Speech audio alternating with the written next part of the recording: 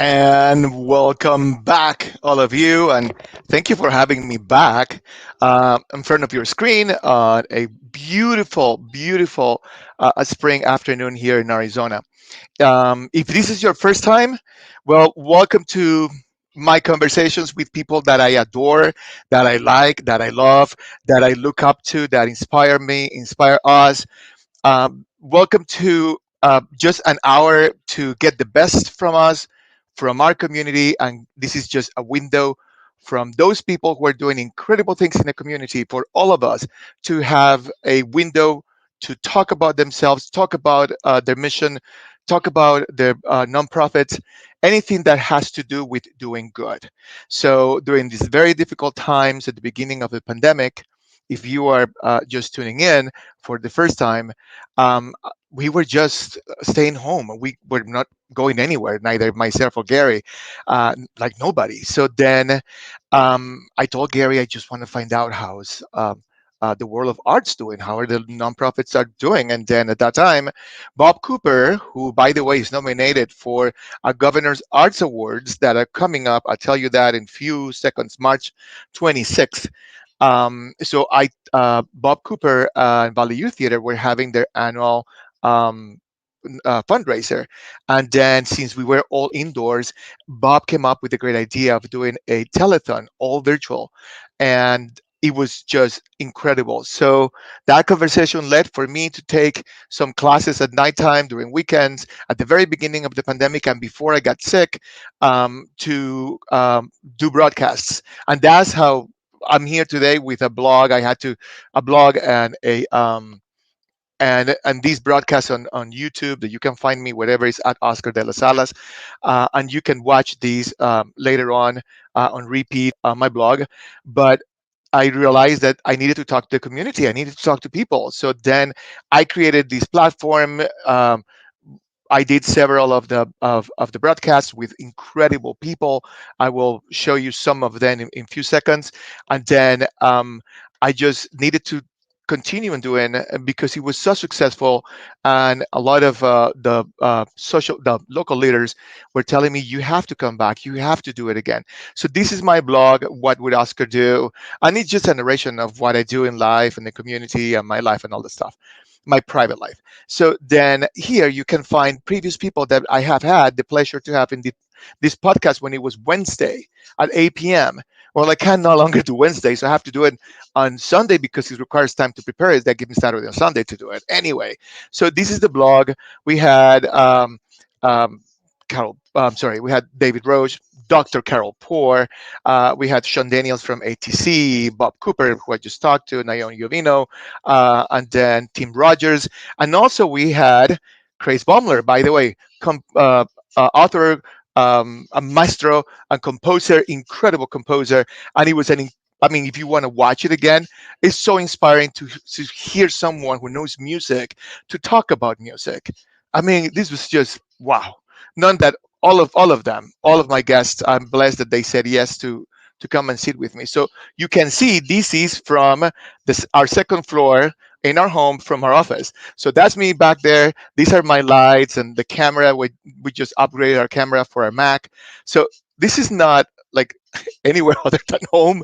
So here we are at home, and I'm trying to do this. So what is happening? I'm going to use this as a platform to continue to talk about the community and the good deeds that we do, either with a nonprofit or personally. So if you know of anyone who would be great for me to sit down with for an hour, then just send me anything you want here on the chat box. Gary's helping me, so then I'll get all the requests. We had 770,000 views on the previous ones, so that's encouraging. So thank you so much. That means we need to create more windows for the community. In any event, so where was I? What's happening? So Fresh Brunch was today. Congratulations to 1 and 10. They raised over $70,000 on a virtual event. That deserves a big applause to 1 and 10. So we have the Governor's Arts Awards coming up on March 26th. I have an event with FrameU, etc. I mean, you will see it on my social media. But the last conversation that I had with a friend of mine, she reminded me of the blog, and actually a very prominent person, and then who I really admire as a professional. She told me, perhaps this is not your job, but use it to continue building community, because during these very difficult times, that's what we need to do. So here it is. We're back. I'm back on Sundays, not April 4th because it's Easter, but every Sunday I'll be here with you. If you want to send someone that you like, someone that you love, that you know that is doing great for the community, just send it to me, and then I'll create all the stuff that you see. This is all me, behind scenes, all me, all from the little head. So anyway, Craig Baumler, we talk about it. We talk. Oh, you know who else we talked to that I completely forgot. Who am I going to say here? I was Joe Spector, Mr. Joseph Spector, Joe Spector from Arizona Opera, which had also add to all this mix of this person that you know that I'm going to be talking to today. That's Joe Spector right there. It was a great interview. Another one that you want to see because I had a surprise for him, etc. So anyway, I just don't want to say anymore because I think the person, the creative that is going to be talking to us today is incredible. In many ways, I happen to learn about the life of my friends or all these people that I get a chance to talk to, and this is someone who's truly Arizonan for Arizona. So someone who's proud of her heritage and is storytelling her story, the Arizona story, and our story to the world. So, ladies and gentlemen, this is my guest for today.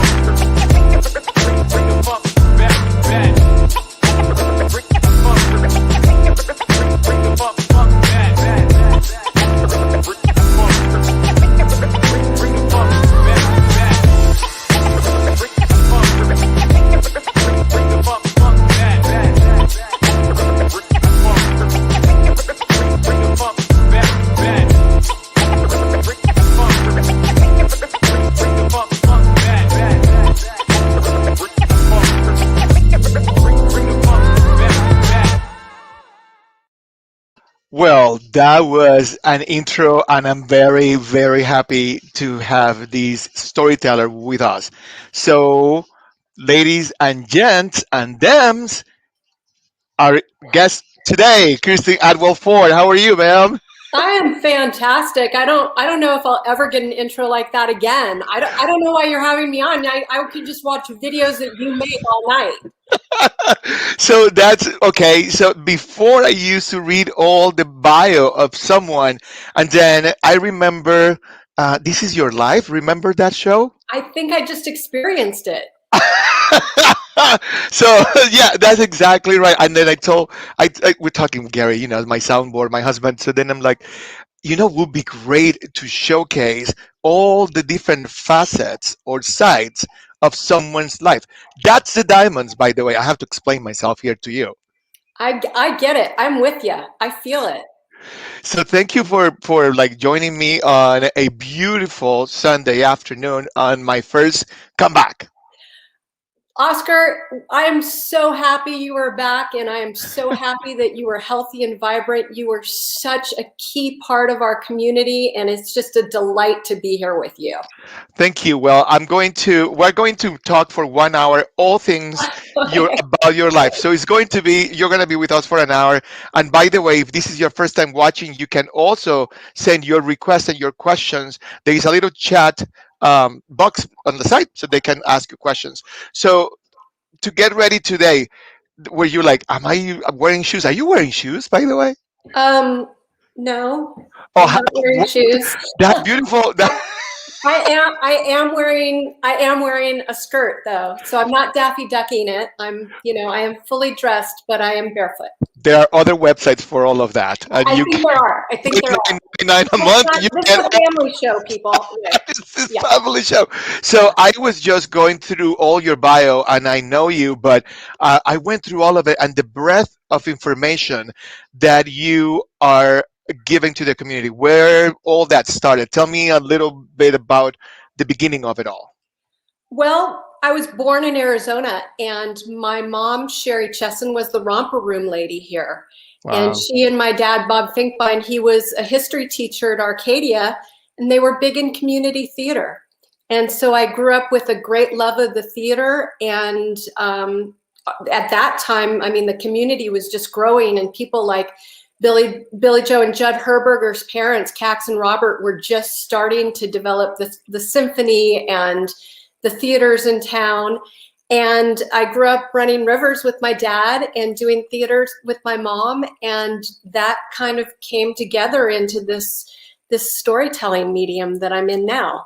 That's incredible because you say Arcadia and you say like running rivers with my dad. I'm sure it's running canals because I heard that if you were, yeah, exactly. You grew up in Arizona. You used to go to the canals and there were all sorts of sports and games happening during summertime, right? Right. I mean, in the 70s, he had students who would water ski on the canal off the back of a pickup truck, which I've worked for SRP. You're not supposed to do that, but there are actually wild rivers near here. They're not in town, but the canals are a reflection of that water that comes into the valley. So all that information, because like I said, I landed here 22 years ago. Everyone knows what my story a little bit, whatever they hear from me. But to me, it was incredible to see all the canals through the city and to experience the canals that is they're millennia old, if it's more. So from the local natives, and this reminds me of one of your documentaries, the very first one that I saw about the Hoover Dam. So I know about the need of water in the Sonoran Desert and the Hoover Dam and what happened historically. Narrated by Coyote, which Peter is like, Coyote, yep. yeah, Peter Coyote is one of our biggest talents in town when it comes to voice. And you wrote it, director, and producer, right? I wrote and co-directed and produced with Salt River Project for the centennial of Roosevelt Dam. And Yep. now this year we're celebrating the 110th anniversary of the dam. And you're absolutely right, Oscar, that structure, I mean, you think a dam, why would anyone tell a story of an engineering structure like that? But that dam created the reliable water supply for central Arizona. And we got statehood. The dam was done in 1911. We got statehood in 1912. And that reliable water supply had a lot to do with building our economy. And so you mentioned the old Hohokam canals that have been developed by Salt River Project that were actually lay on the same area that indigenous people who lived here 1,000 years ago would use to bring water in from the Salton Verde River. And those are just developed now to bring more water and support more people. So that story, I mean, I heard all that happening, all that story on that documentary, and I like the reason why it's so important. The dam is so important to Arizona, and the inclusion of Theodore Roosevelt at that time, and the progression of Arizona, et cetera, et cetera. But it's the narration. I just love the fact that you narrate in such a way that is informative. Has a little pics and fun in between it, and you leave the documentary like, oh my god, I didn't know, like that aha moment. Well, you know, that's a beautiful thing about history is I think it benefits us now to know how we got here, and especially living in the desert, for us to understand the relationship to the high country. Forest reserves, our forests were set aside specifically up in, you know, the higher elevations of Arizona to protect our water supply, and that's where a large part of our water still comes from today. I think that's part of the eternal conversation about living in the Sonoran Desert, water, and around the world, but more so here with us in Arizona. So when do you remember it was the first time that you produced something? I know that you went to school for it. We saw that on your bio, on your intro. But when was the first time that you said, like, I'm going to take this professionally? Well, my first film is about the Upper Salt River, which is the wild river run above Roosevelt Dam in a wilderness area. And some men had gone into this wilderness area and blew up the most dangerous rapid on the river. And for me at that time in my life, that was really a moral affront to why we set aside areas to stay wild, and what we learn about ourselves by testing ourselves against these places in their natural state. And it took me 6 years to finish that film. It's a short film, and it's called Quartzites Fall. And during that time, I went to apprentice with an Academy Award nominated filmmaker named Dorothy Fadiman in the Bay Area. And I have my mom to thank for that too, because Dorothy had interviewed her for her series on reproductive rights in America. And she said, I think you should send her your resume. And I was like, right, I'm going to send my resume that has no film on it to an Academy Award nominated filmmaker. And Dorothy said, why don't you come work for me and see if you want to make films? And 7 years later, I produced and edited the final film that we worked on together about women's health in India. Wow. So this is, and like I said, it's just like you have this idea and then putting it together in a narrative that could be a book, but it's mostly a documentary because it has other people speaking to it. So that's incredible, by the way. Well, I was in the performing arts in high school, and I was very focused on being an actor. And you do so much work for opening night, and then you have that magic with the audience, and that's something that stays with you for a lifetime, but then it's gone. And so, writing and film, that's what I do. I document it. It's saved for future generations. So wonderful to see and hear it from you, because I took a pic about you and your past. And this is a trip down memory line, and it's called The Wonderful Years. Watch this. Okay.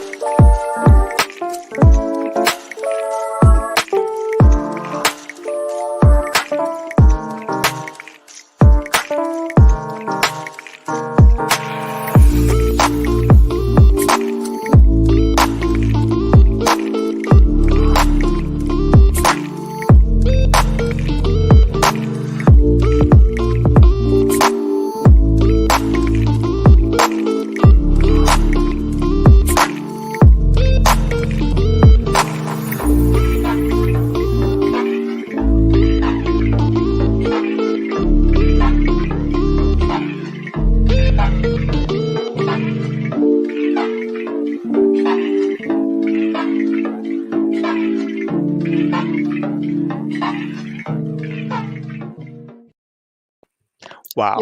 You're slaying me. I just, that's part of your life, and it's just very good to see that persona, the performer, and the picture on with a surfing board or something. What's going on? What you captured there is, I'm so fortunate to have so many friends. When you're in the performing arts, you've got posses, and I mean, Yep. you had Steph from Stevens College and Perry Mansfield Performing Arts School, and um, all of the theater that I did in high school at Saguaro and with Actors Lab. And then you can see, I'm running rivers, and then I start filming. I'm hanging out with this crazy kayak tribe and filming them. And the evolution goes on and on. But you really reminded me of what I love most about the performing arts and doing what I do, and that's community. And you just showed me, I've been so focused on the community we have here in Phoenix and with the Writers of the Purple Sage group and the opera and the film. You reminded me of all my communities from my girlhood. And I mean, Phoenix Little Theater at that time, that was one of my biggest roles. I played Agnes of God in 1987, the year I graduated high school. And it was that was my life. I was totally focused on it. So you are an Arizona through and through, and an Arizona that is just proud of the world of arts that we have produced in town, and that we have in town. Well, and I'm really a product of the arts in Arizona. I went to public school here. My dad taught in the public school system. And, I was trained by local, if they had Valley Youth Theater back then, I would have been in Valley Youth Theater. I would have loved to, because it means I would be 25 years younger. We'll call Bob. We'll do something. Right, Bob, do you have any tall kids? Can you get me in there? But yeah, Phoenix Theater Company, Actors Lab, Scottsdale Center for the Arts. My dad and I used to go to movies there every Friday night, and I saw a classic film series, and that was incredibly formative for me as a filmmaker. So not only am I a native Arizonan, but I'm a product of the arts in Arizona, and the landscape plays heavily in the stories that I love to tell. Yeah, when I told my friends back in Europe, because that was my last stop coming here in Milan, that I was coming to Arizona, everyone talked about the saguaro. Really? Everyone is known around the world because of the Western movies, perhaps. Um, Mhm. all you see is the cowboy and the saguaros and those landscapes that they're endless. It's just Sonora and Desert is so beautiful. It is just like a thank you to the world and the universe for giving us such a beautiful weather and such a beautiful landscape. But you have captured this throughout the years. And one of my favorites, I mean, of many, that I just saw is Castle of Hot Springs. Can Mhm. you walk us through? And I know you have some surprises for us. Oh, I do. We'd I love to do. I have see. things up my sleeve. So walk us through this wonderful preview that you are going to show us, and tell us the story before you roll the tape to see Castle of Hot Springs. I Go ahead. So Castle Hot Springs was Arizona's first resort. It's out in the Bradshaw Mountains. It's only about an hour away from town. And at the turn of the century, this was the place. People like the Vanderbilts and the Pews and the Astors and the Cabots would come across country on their private Pullman cars to spend the whole winter at Castle Hot Springs and experience that real rugged Arizona Western experience. And it went fallow in the 70s. The main hotel burned down. And this is another part of my family legacy. My mother was one of the first owners after Arizona State University sold it in the 1980s. And my mother, my sister got married there, and it really brought my family back together after my parents' divorce a decade earlier, because we would all go there and spend the weekend.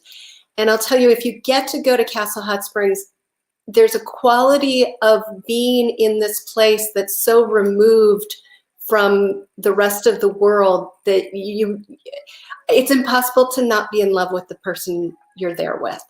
And so, Miracle of Miracles, Mike and Cindy Watts, who are huge people, huge members of our communities, and now have a school named for them at ASU and do fabulous things for Arizona. They acquired the property in 2016 and have completely renovated it, and it's better than ever, but it feels exactly the same. And this is just a life thing. 35 years later, I was standing in the same spot. My sister got married, making this documentary film. And my team at Quantum Leap Productions and I were so honored to win the Regional Emmy Award for Best Historical Documentary.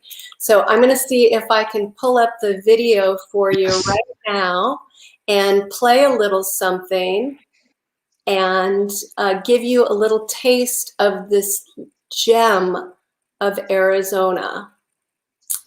And I believe this is it. We'll see if this works.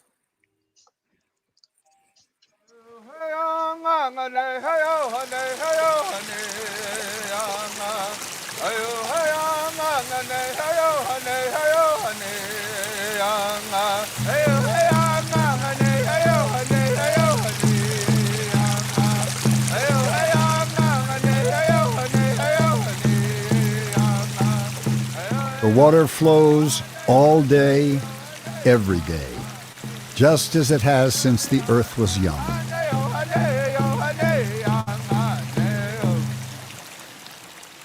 These mineral-rich waters gave rise to one of the nation's most exclusive destinations, a Western hideaway that played host to presidents, tycoons, and captains of industry. Set in a landscape steeped in stories of cowboys and cavalry, simply getting here packs a healthy dose of adventure. You're going across just a desert, which just looks like desert, and all of a sudden you drop into this canyon, and it looks like you've come into the Garden of Eden. It's just Shangri-La.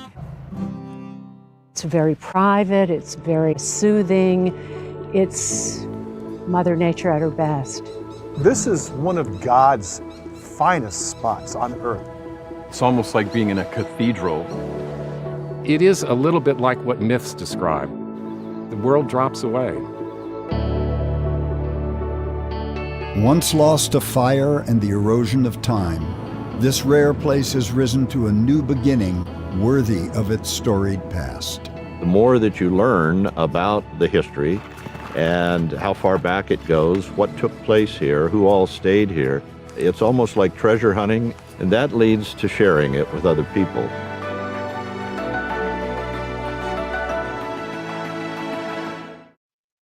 That, yeah, wonderful maestra. It was beautiful, incredible narration. Where can we see these again? If someone that doesn't know about Castle of Hot Springs, yep, where can they go? Castle Hot Springs, that documentary is now streaming on Amazon Prime and iTunes. So if you have an Amazon account, you can see that documentary. And then, you know, Castle Hot Springs has a website, and I believe they're open from about September to May for the season. Oh, that's right, because it's one of our resorts and it needs to be there in the time. Yeah, of course, Arizona. So, so then it's Amazon, and then you make the payment, and then you watch it. Basically, it's just pay-per-view. It's on Amazon Prime, so if you have a Prime account, you can dial it up. Sign me in for that one. And then tell me about, like, you just mentioned something really daring. You were in the same spot your sister got wed some years ago, and now you see Arizona today, the present. Is that always in your mind? Like the history seems like because of your narrative, right? That's part of your process. Well, I learned early on when I was making the quartzite film about the Upper Salt River. I researched the tribes in the area, and I believe this real with my heart is that there are certain places that hold stories, and I also feel like the landscape is, you know, I'm an outdoors person. I love the wilderness. I find out things about myself when I go out in the backcountry. And so I hold these places dear, and I hold Arizona dear. And Ironically, this is somewhat of the same process that Zane Grey went through when he first came to Arizona in the early 1900s. And he was so taken by the landscape and the people that he met here, he started using his travels as a model for his books. And you were talking about people in Milan being so taken with the Saguaro in the West. Yep. Zane Grey is the person who really popularized that notion of the Western mystique. And in the 60-some novels that he wrote about the West, most of them were based on his travels in Arizona. So I think it's fair to say that frontier concept of that we have in our minds about the West is really based on the Arizona experience. So the Arizona experience is basically what we live day to day, but with a bird's eye view of the past. You need to go to your documentaries to understand and learn about the past in Arizona. So we were just talking about writing about Arizona. You have no idea how many postcards I sent back when you used to send postcards to my friend back in Europe. Yeah, God, like the written ones, with the stamp, and you go, those that you don't send anymore, or we don't send anymore. Yeah. How many I sent back to my friends telling them about the life in Phoenix or in the Sonoran Desert. They don't walk, they drive all the time. There's it's 110 degrees even at night. So it was funny because those postcards, if I put them all together, I'm gonna give them to you, so perhaps we can make a documentary of my first day. We could look at the world specifically through postcards and what that little window shares about people. So you were mentioning that that creates the history creates your timeline to project yourself and create those documentaries. There's one documentary that you wrote, created, and produced, and is the making of a Western opera with Arizona Opera. We had Joe Spector here with us. We had Craig Baumler with us, and now we have Madame Director and writer and producer. You're making me blush.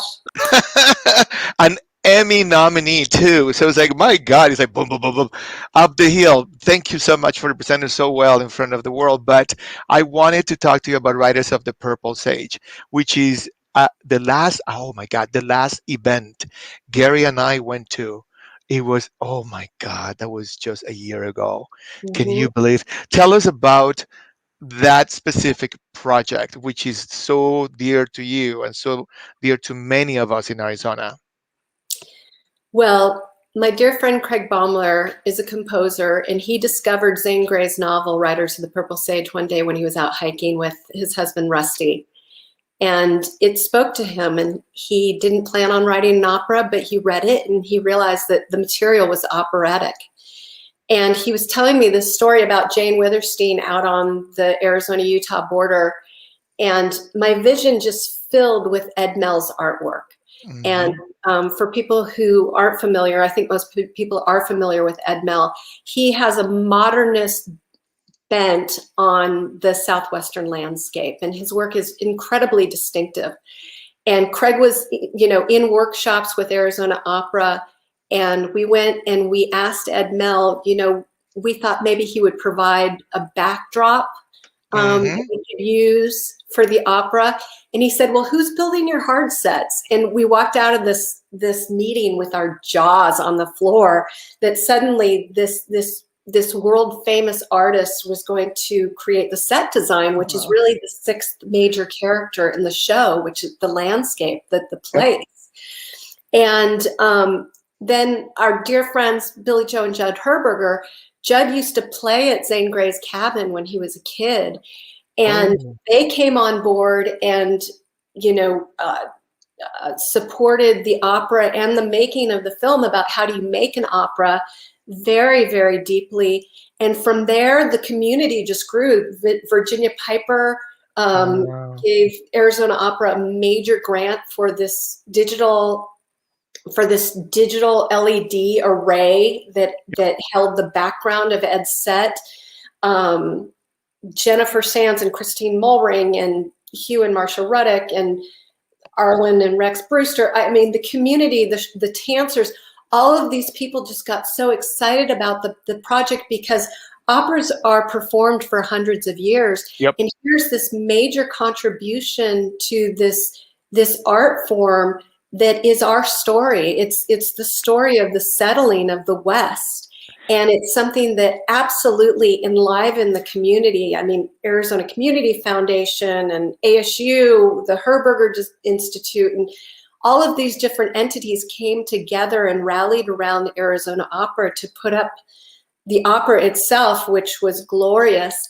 And then I was a little like Ginger Rogers, dancing backwards, documenting all of this going on for our documentary, Riders of the Purple Sage, The Making of a Western Opera, which is really a celebration of collaborative art. And we're rolling out this film in a virtual premiere, which I know that you have the premiere, and I know there is a website, but I know that also you have a surprise for us. I do. Because Okay.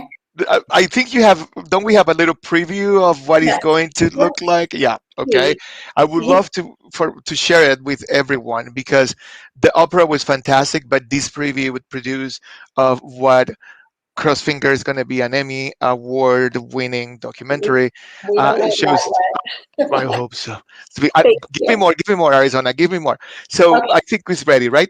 It's ready. Here we go. Here's Riders of the Purple Sage, The Making of a Western Opera. Everything was good until Lassiter rode into town. They made me the gunman, the man in black, sitter. Out here, these people, they're tough. And everyone in our opera is tough.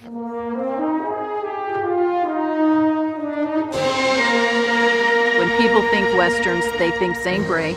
And when they think Zane Grey, they think Riders of the Purple Sage. It is the single Western on the Library of Congress list of 100 books that shaped America. All the tropes that we take for granted from Western movies, those all had to be kind of invented. Zane Grey's the first one to put those components together in a meaningful way.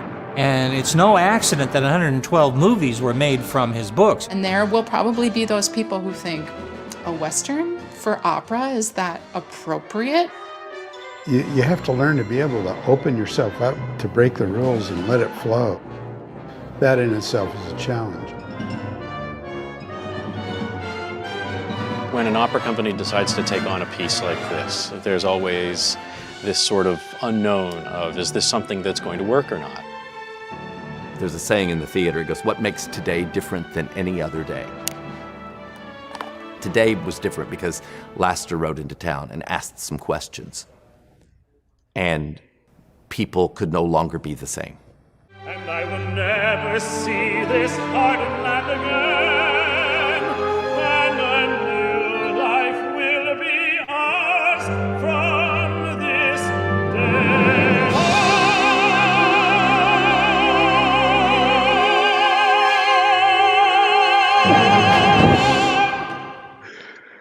Well, Big sound. We're going big. That's me when I go to Safeway.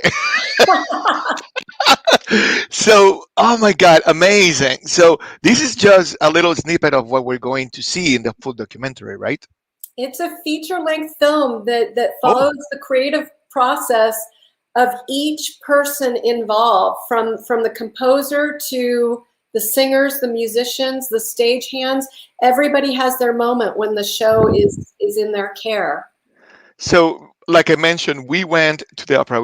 That was the last event we went to, and then I think you were getting ready to do something with the feature film, and then the pandemic happened, and then a year later, we're picking up, and then you mentioned there's a premiere for this, for the film, and then tell me a little bit about that. So last February, we premiered this film in town live at the Scottsdale Center for the Performing Arts to a full audience of 850 people. And it was it was amazing. It was like a dream come true to share it with the community. And then Arizona Opera remounted the opera a few weeks later, and then boom, we were all in quarantine, and that was kind of like the last events that we had all gone to. Yep. So this past year, the film has been on the festival circuit, and we've gotten a lot of love and awards from Sydney, Australia, and around the country, and France. They seem to like us in France. I'm like Jerry Lewis, I guess. And it's been wonderful, but you miss the contact of actually going and meeting people and seeing the film with a live audience. And so Bill Davis, my partner at Quantum Leap, and Misty Wilson, we were saying, what can we do with the film before it goes to streaming, before it's available on Amazon and you can see it, in 100 countries and all of that? What can we do to help the community that's featured in the film? Because singers and musicians and actors and theater workers have had such a kind of a double blow with COVID closures, because a lot of those people, you think actors, well, if you don't have a gig in the theater, where do you work? You work in a restaurant. And so a lot of those people have had an exceptionally difficult year. The year's been trying for everyone, but for performing arts specifically, it's like, I think if theater isn't happening, it's like feeling like your soul isn't alive. And so ironically, we have this film that celebrates all of the pieces and people that create live theater. And the film climaxes, it crescendos with the moment that the audience witnesses this new work for the first time. The film builds into this moment where there are 2,500 people, almost 3,000 people, all together in the same room at Phoenix Symphony Hall to witness artwork. And so we wanted to do a streaming premiere that reminds people why we love live theater and gives them an opportunity to support the people who've been, out of work because of COVID closures in the theater. So we are unveiling the film you've got it on your scroll, watch.writersoperafilm.com. It opens this Thursday. It's going to run for about 2.5 weeks. And half of all our proceeds are going to benefit the Actors Fund, which is an organization that supports everyone in the performing arts and entertainment, not just actors. So basically is the world of creativity giving a hand to the world of creativity. That's basically what it is. It's just, we know that our friends and family that are in acting and part of the makers of beauty are having a tough time. Mm-hmm. And this is a call to help. So I just put all the information down below. Sorry, I had a little glitch there.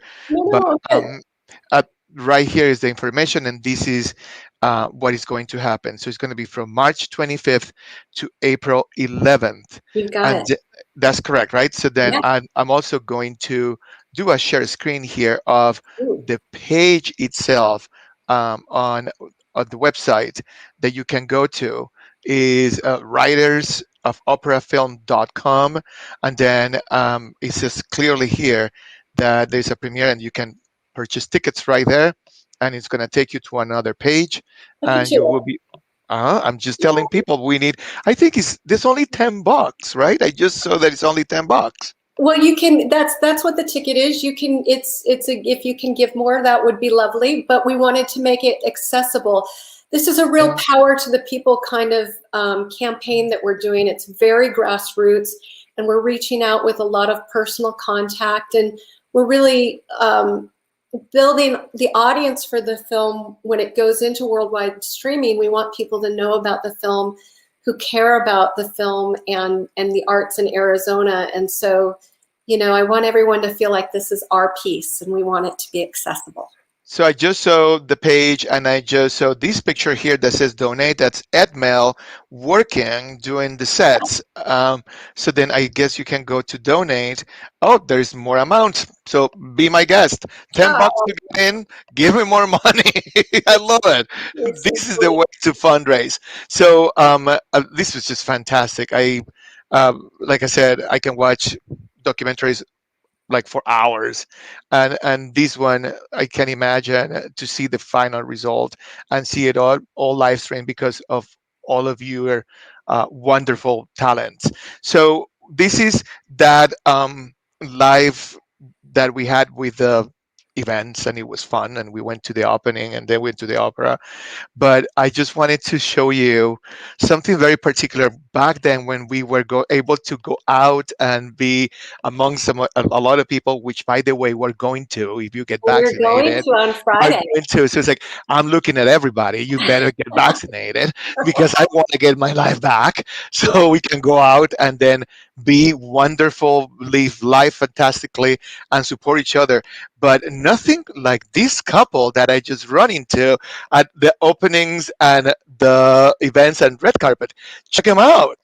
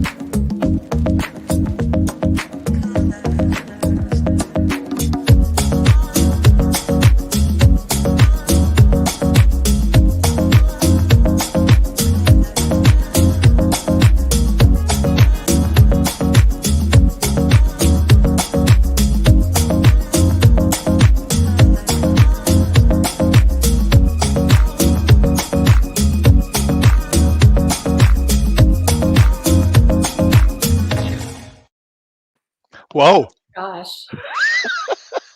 Oscar, my life has passed before my eyes. You've got me like dressed like a boy in the field and then all messed up like a grown-up girl.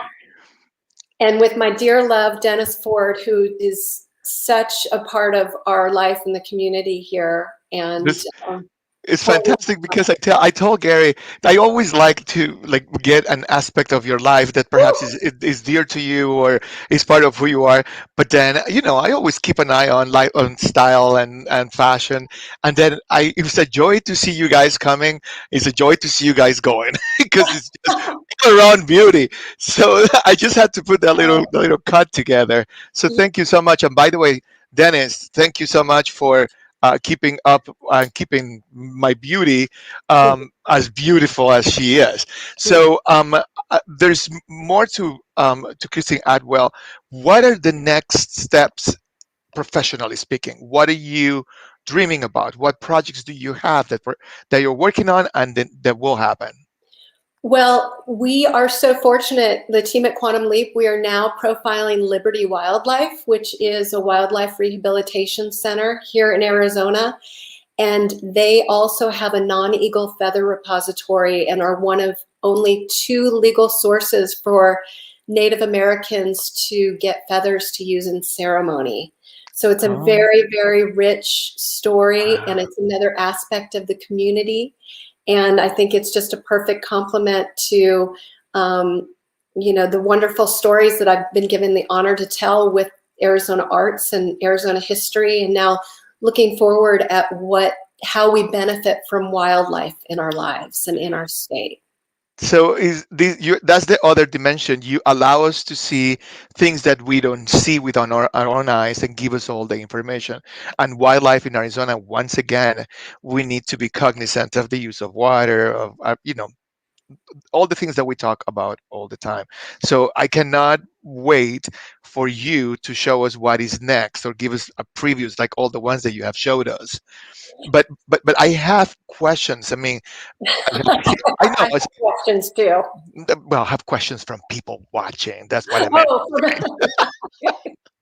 I have questions because I have my assistant, my executive Oh, assistant producer, your Gary. lovely assistant.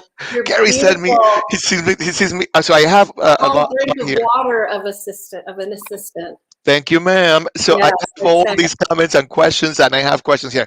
So, by the way, this is all about you. It's an hour and whatever we want. Oh my Whatever we gosh. want to be here for. I have my drink here, so I'm fine. Questions. There you go. First one. What are the most difficult parts of creating a documentary? um, Making a documentary film is like climbing a mountain, and you get to the top of the mountain and you look out and you realize that there's like a whole range of mountains to climb. So there are key points. One is the funding is always huge, really huge. And the funding isn't just for the concept or the filming of the piece, but also into distribution so the piece can have a life.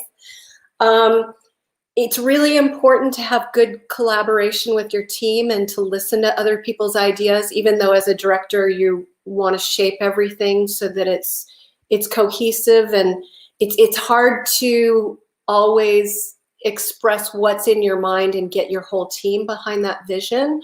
But we've worked together for a long time at Quantum Leap, and we're like, the band is tight now. And there are always challenges. I mean, it's sometimes I'm like, why didn't I go into radio? Or why don't I just write? Because I can sit home alone and write. It's like doing theater. It's like doing opera. There are a lot of moving parts, but it's always different and it's always exciting, and you get to do it with your friends. And I love making art with my friends. So okay, budget, team, and inspiration, and or whatever your subject matter is, and that lead us to another question that I received here in the chat. There's a lot of questions, by the way, but I'm just picking some of them out of the questions that are coming in. So the other one: who is your inspiration? Any director in particular? I don't know who that is. I mean, I will read the person, but I'm following your lead here. Who is your inspiration, and any directors in particular? Well, there are a lot of directors that I love. I mean, I love Steven Soderbergh's work. A film that was very influential to me was called When We Were Kings, about Muhammad Ali fighting George Foreman in Zaire in 1975 or 76, and just the way that filmmaker wove politics and sport and culture and music. But when you say who's my inspiration, immediately I think of my mom. My mother is an exceptional woman, and she has a knack for reinvention, and she's always taught me to go for whatever I could see in life. And she's always been there for me. And Mom, if you're watching, I love you. Hi, Mom. We all love you. Hi, Mom. Thank you for bringing this to us, this beautiful life that we're enjoying today. Listen to me. Hi, Mom. Are you baking? Are you cooking? Because I know that your not that kind of mom. Oh, yeah. So my question, my next question, this is from me. I know there's other questions. Like, I'll send them to you if you want to reply to all of them. But my question is, knowing that you are in Arizona and you are from Arizona, what would be your perfect project to work on? Like, if you have the funding, the talent, the time, everything ready and set for you, what would be that particular project? Can I pick two? I mean, I just asked for one. You can't give me two. Well, one is I want to do a documentary about my mom. In 1962, she had a internationally publicized abortion because she had unwittingly taken thalidomide while she was pregnant with her 5th pregnancy. And my sister and I were born after that. And I'd like to do a documentary about, it's going to be the 60th anniversary of her standing up to the world. And I'd like to do a documentary about that. On the feature film side, I'd like to try my hand at a feature film, and I'd love to set it at the creation of Roosevelt Dam, because it's the perfect Western, because you have all of these different racial tensions. It's really a view of the time when people weren't valued in the same way. And they were all fighting this obstacle of getting the dam up and containing the river. And then at the end, this town that they lived in, the town of Roosevelt, is submerged by the rising water of their accomplishment. And it's just like this perfect narrative arc. So I would love to make a feature film that's a Western set at Roosevelt Dam that has a girl hero somehow. And I'd love to have Peter Coyote, who's narrated so many of my films, come out and play some crusty old Western character. That is a fantastic narration of what your dreams are. I hope we find, if anyone watching out there that want to support this wonderful idea. You know where to find me. Yeah, any million plus will totally help to do this. So these are your two. Together. Exactly, we'll put it together. So these are two of your your dreams. And the next thing that I'm going to ask you, we're coming close to a close, but I want to extend myself because I want to leave you to give us a message to all of us, to everyone watching, about how it's been through all these pandemic time, and how do you see the world moving forward. The mic is yours as long as you want. That's your message to the entire world, whoever is watching and the amount of people watching this podcast show. Wow. Go ahead. Well, Oscar, first of all, to me, the pandemic, you've made the pandemic very personal because of what you've gone through with your health. And for everyone out there who's been worried about their health or who's struggled, my sister and her family in Sun Valley, Idaho were sick in March. It's been such a time of uncertainty. And one of our executive producers on the Writers Project, J. Scott Hooker in New York, he lost both of his parents to the pandemic. And it has been a difficult time and a time that we've been separated from our community, and being close to the people that we love and being there for them is, I think, what makes life worth living. And so I hope that, we're seeing the light at the end of the tunnel with the pandemic, but what I'm really hoping is that people can raise their spirits and know that things are going to get better. And I hope when we come out the other end that the world is going to be a little less divisive, that we aren't going to fight over the things that separate us from each other, that we're going to focus on the things that bring us together, and that we're really going to value community and the people that make our lives richer. And I'm very, very fortunate to have had the best pandemic partner. Dennis Ward has to be the easiest man on the planet to live with. And he's fun and he makes me laugh. And I wish that for everyone, that we can be grateful for the people that we're with and really look forward to the people that we get to see once we're all vaccinated and out in the community again. That is a wonderful message, and I'm so appreciative that you were really personal and gave us the words that we need to listen to these days. Let's put it like that. Oscar, I want to sing your praises because you really understand community, and you're an icon and an influencer. You're one of a kind. You're a style maven. And you use your visibility to bring our community together. And I love how vocal you and Gary are about your politics in a kind, affirmative, positive way. And I just can't say enough about what you do for the community and how much of an honor it is to be in your orbit. And you picked all those pictures, and so many of those events were hosted by you and the time that you give. And I can't thank you enough for having me on tonight and shining a light on what we're doing with Writers of the Purple Sage and just uplifting me and my life. And I'm looking forward to seeing you in person on the red carpet on Friday, for the Governor's Awards. For the Governor's Arts Awards. That will be on Friday. Thank you so much for all your words, by the way. Totally, it wasn't like, what is she talking? She's talking about me. I was like, what? Don't worry. I mean, don't worry. No, I mean, thank you so much. And like, really humble myself to be praised by you. I mean, you is standing on a big sculpture. You're a sculpture standing on a big stand, and I'm here like watching. This woman is amazing. So thank you so much for giving me that light back, because the reason that I created these series of podcasts or live broadcasts are just not for me. I mean, this is to communicate with the community. The two of them communicate with community. There you go. To let us know what's going on. So thank you so much. And I know also that you are nominated for a Governor's Arts Awards. I am. I'm so moved. If you look at the list of the nominees and the finalists, it's such a rich cross section of our multicultural heritage here in Arizona, and I'm gobsmacked to be part of it. I'm so honored, and yeah, it's very exciting. I feel like a winner because I'm a finalist. So whatever happens, I'm good, and I get to get dressed up and come see you at the Barrio Cafe on Friday night.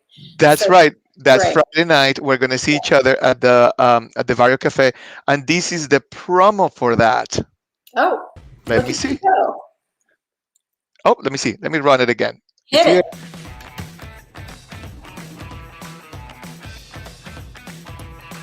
We have the same issue from the other day that we cannot hear the sound. I can hear the sound. I can hear it. It was happening. What? It was happening? I'm like, what? Okay, here we go. I got my ears on. My goodness. Go for it. Yes, let's go. Let's go see it. Hold on, because I help. I help. This was my time trying to figure it out. Joseph Benesh sent me a note, and I'm like, oh, yeah, I can do that. So here it is.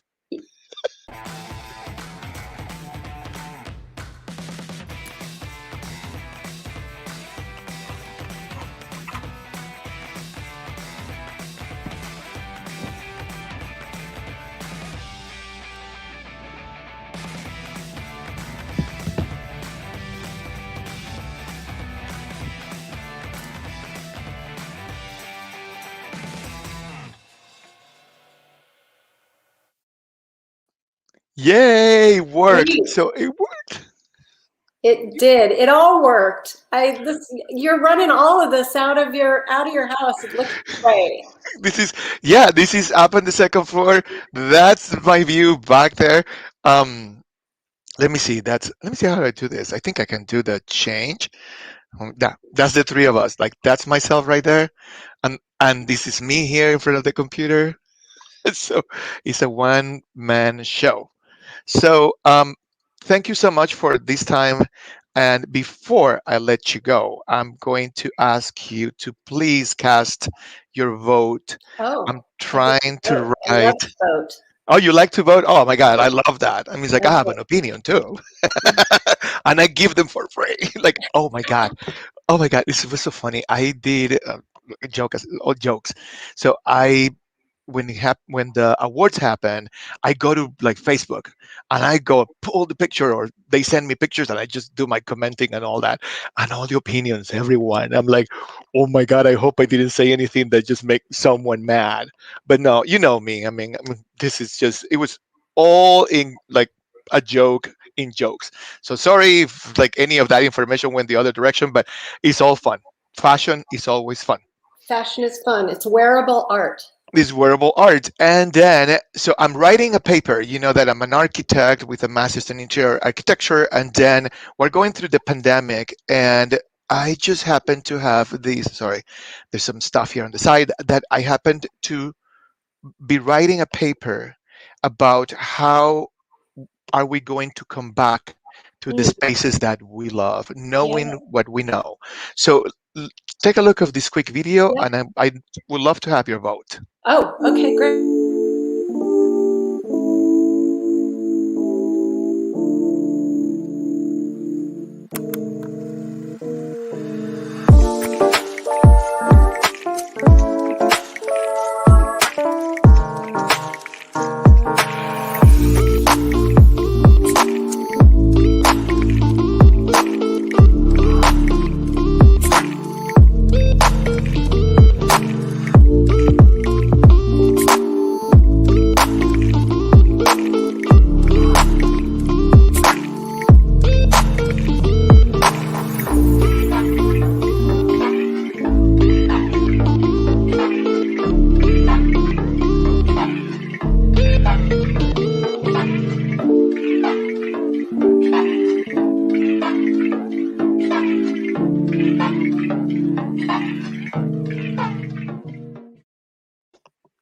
so? Well, we've been watching a lot of Schitt's Creek, and in honor of Moira and David Rose, I'm going to go black and white, and the background that you have. It's clean, it's modern, probably be a little easier to keep clean post-COVID world. I mean, I love the hotel in Athens is beautiful. But I think we're going to see things that are streamlined. I think we're going to come out of the pandemic without a lot of clutter. So this is your vote. That's my vote, and my husband would not agree with me. What, really? This is very okay. So, but that's a good vote, and you explained the reason why. So, I didn't know. So thank you for voting. And if you are watching, you can vote on the comment section, and then please tell me why. That's the most important part of the paper that I'm writing, and I'm having a great old time asking everyone about this. Which one, A or B? I'm like, it was incredible to see the people's reactions on social media. A, B, and the reason why, and all this was fantastic. Well, we're past the hour. Of course, this is my studio, my home, but it's your time, and I am so appreciative of your time You're sweet. and your talents. Thank you for having me. Thank you for having me. May I play one little something just to say goodbye? Please. Just a little piece from our event that's coming up. This is actually the first time anyone has seen this. We just cut this trailer with Peter Coyote, and so I'm excited to share it here first. Let me see it. Here we go. All artists use tools. Some rely on a pencil or paintbrush, others wield musical instruments. A rarefied few hone their voices. Music and song transform a beloved novel into living, breathing opera. From the wild, untamed places that inspired Zane Grey to the mounting of a modern opera, it's the iconic story of the West told in a brand new way.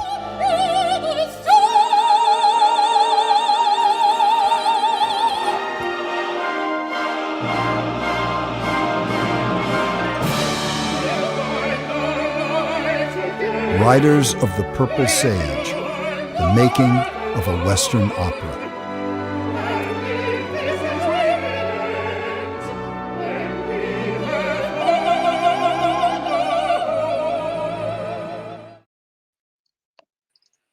That was amazing. Thank you so much for sharing that with us.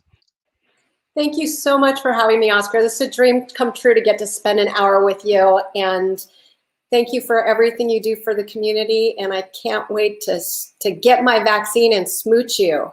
I'm ready for it, and thank you so much. Have a great rest of your day. Much love to you. Say hello to Dennis. Thank you so much. So that was our guest, Kristin Atwell Ford. Sorry. So I'm on the hour, but thank you so much for tuning in. It was a fantastic interview. We get to know everything that she's working on, and this is the most important part, I believe, to me at the moment, is the Actors Fund. You have no idea how many people within the world of arts that was the main source of income. I'm having a terrible time currently, even trying to find second jobs. But we will adapt. But in the meantime, we will give our hand to each other. And this is the opportunity to help another person. So the information is down here below. You can watch this broadcast again in all my social media portals. And if you happen to have anyone, a person or an institution that you want me to portray or to have an hour conversation with, please send it to me. And I have a list of other people that I've received. And by the way, this is one of them. So let's see who's going to be with us next Sunday, because it is a foundation with a fantastic purpose, one that Gary and myself have supported for many years. And now, because of COVID, they had to go virtual. I'm sorry, hybrid. But check this out. This is my next guest next Sunday at 6 p.m.